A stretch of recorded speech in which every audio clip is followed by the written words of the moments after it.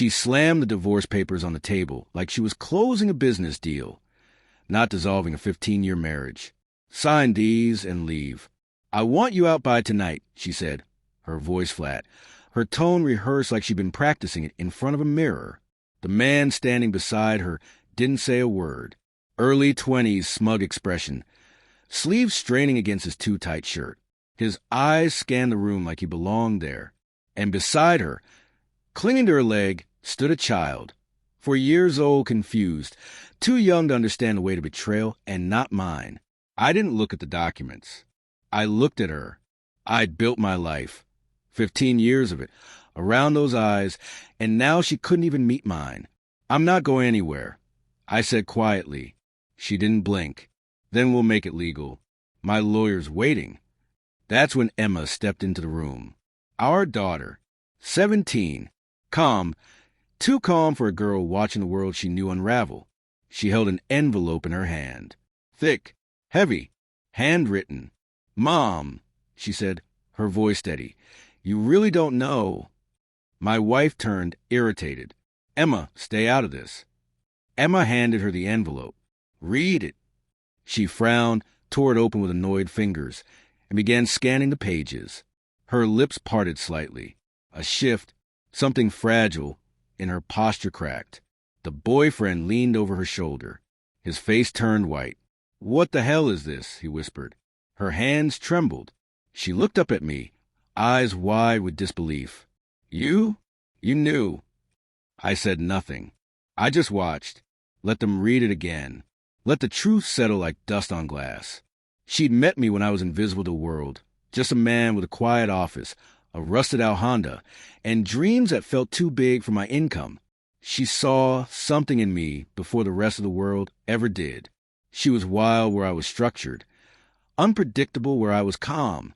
I thought we balanced each other. We built a home. We raised a daughter. As my business grew, so did the space between us. I saw the signs. Missed calls, changed passwords, girls' nights that didn't match the lipstick stains I found later. I noticed. I just pretended not to, because when the house is warm, you try to ignore the smoke. Then came the business trip. I came home a day early. Their car was parked in the driveway. I heard her laughter through the walls, carefree, unguarded. It didn't belong to the woman I'd married. I didn't barge in. I didn't shout. I went to the guest house and made a copy of our home server. Every message, every photo. For years of deception, cataloged and preserved. She got pregnant during that time. Called a miracle. I paid the hospital bills while he sent her messages saying he missed her skin. But I didn't confront her. Emotion is noisy. I chose silence. Over the next 8 months, I rewrote everything. Quietly. Precisely. First, I moved every marital asset into a limited liability corporation in Emma's name. Every dollar, every account, every holding.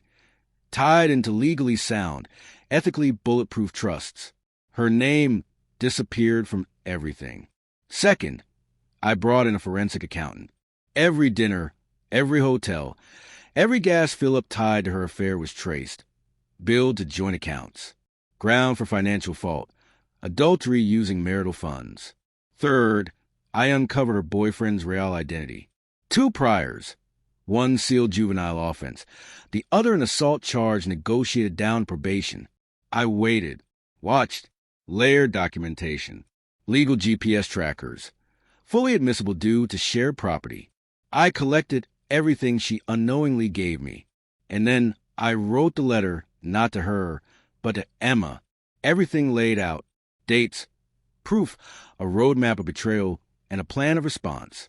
Emma didn't cry when she read it. She just looked at me and asked, "What do you need me to do?" Back in the living room, my wife now looked pale, unsteady. "You hacked me," she whispered. "No," I said. "I investigated." The boyfriend stepped back like he just realized the room was full of tripwires. "This is a setup. You can't do this." Emma met his eyes without blinking. "You dated my mom while on probation. You spent our money. You submitted fake consulting invoices to my dad's company. That's fraud." His jaw moved, but no words came out. I stood, Finally picked up the divorce papers she'd thrown at me, glanced at them, all signed. I asked, then I pulled out my own set, neatly drafted, notarized, and airtight. I handed them to her. She flipped through the pages, her eyes widening. "No alimony?" she hissed. "You voided the prenup the moment you committed infidelity. It's documented, time-stamped, digitally verified. I'll contest it." I nodded toward the envelope. "Please do. I'll subpoena your phone records, your boyfriend financials, hotel staff, receipts. Let's see how much truth you're willing to hear under oath." I added, "As for the child, don't worry. I won't be paying child support. A DNA test will confirm the obvious." Silence. The only sound was the boy's soft breathing. Then the boyfriend turned on her. "You told me he wouldn't fight. You said he didn't know." She snapped at him. "He wasn't supposed to." Emma took the signed copy from my hand and slid it into a folder. "Done," she said. My wife sank into the couch. Not crying, just watching everything around her fall apart, like she'd seen it all happen in a dream she couldn't wake up from.